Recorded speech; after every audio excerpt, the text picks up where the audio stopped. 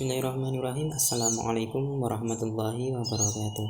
Alhamdulillahirrahmanirrahim. Hari ini kita dapat bertemu lagi dalam mata kuliah Ulumul Hadis. Pembahasan kali ini yaitu tentang kodifikasi hadis. Apa itu kodifikasi hadis? Mari kita bahas bersama-sama. Baiklah, pembahasan yang pertama yaitu tentang hadis Nabi Muhammad SAW, tentang diperbolehkannya penulisan hadis. Yang pertama yaitu hadis dari riwayat Abu Hurairah radhiyallahu anhu. Beliau berkata, tidak seorang pun dari sahabat Nabi Muhammad SAW yang lebih banyak hafalannya dari Abdullah bin Amr. Dia mencatat sedangkan aku tidak. Oke, hadis selanjutnya yaitu riwayat dari Anas bin Malik. Beliau berkata, Rasulullah SAW bersabda, ikatlah ilmu dengan tulisan. Baik, untuk hadis selanjutnya yaitu hadis dari riwayat Nafi bin Hujaij. Ia berkata, kita berkata, ya Rasulullah, kita mendengar sesuatu darimu. Bolehkah kita untuk menulisnya? Lalu Rasulullah SAW menjawab, tulislah, tak ada masalah. Baik, untuk materi selanjutnya yaitu tentang penulisan hadis Nabi Muhammad SAW pada masa Nabi. Nah, pada masa ini atau era ini, hadis belum bisa dikodifikasi secara resmi karena dari Nabi Muhammad SAW mengkhawatirkan antara hadis dengan Al-Quran nanti akan tercampur baur, akan menjadi satu, sehingga nanti untuk kemurnian hadis akan ternodai, sehingga untuk penulisan hadis masih ditunda. Hanya sebagian dari sahabat saja yang menghafal, banyak dari mereka yang menghafalnya saja, namun dari beberapa sahabat tersebut ada yang menuliskannya, namun hanya beberapa. Baik, untuk materi selanjutnya yaitu tentang penulisan hadis pada masa sahabat. Pada era ini, setelah Nabi Muhammad SAW wafat, pangku kekuasaan Islam jatuh kepada Khulafaur Rasyidin, yaitu beliau Abu Bakar As-Siddiq, Umar bin Khattab, Utsman bin Affan, dan Ali bin Abi Thalib.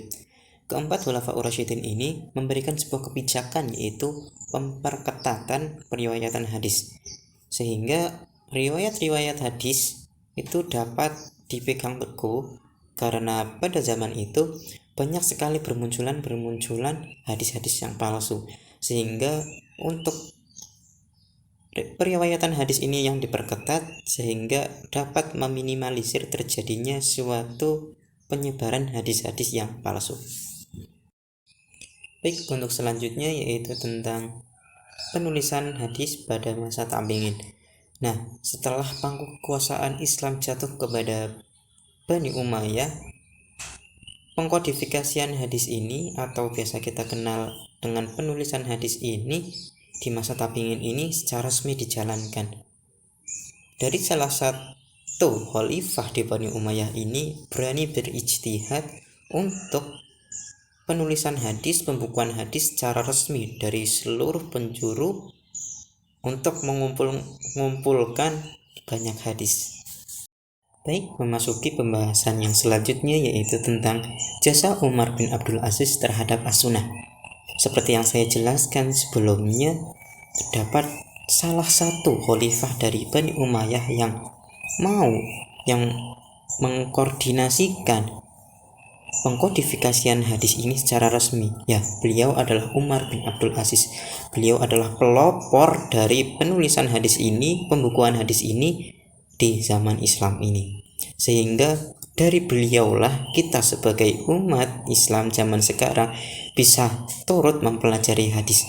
Jikalau dahulu Umar bin Abdul Aziz tidak berijtihad untuk pengkodifikasian hadis ini, mungkin pada saat ini akan sangat jarang kita temui orang-orang yang faham, orang-orang yang hafal terhadap hadis-hadis Nabi. Namun ketika pengkodifikasian hadis tersebut berhasil dijalankan, meskipun banyak dari orang-orang tidak hafal, namun tetap bisa untuk mempelajarinya dari kitab-kitab, dari buku-buku. Nah, baiklah, memasuki pembahasan terakhir kita pada hari ini, yaitu tentang penyusun pertama kitab hadis. Siapa sih penyusun pertama kitab hadis itu? Ya, beliau adalah Ibnu Hazm. Kitab yang ditulis oleh beliau adalah kitab yang pertama kali ada, walaupun tidak keseluruhan. Beliau menulis kitab tersebut atas perintah dari kepala negara. Nah, alhamdulillahirabbil alamin, pembahasannya telah selesai. Terima kasih karena sudah menonton sampai ke detik ini, sampai ke menit ini. Semoga apa yang kita pelajari pada hari ini memberikan manfaat kepada kita semuanya.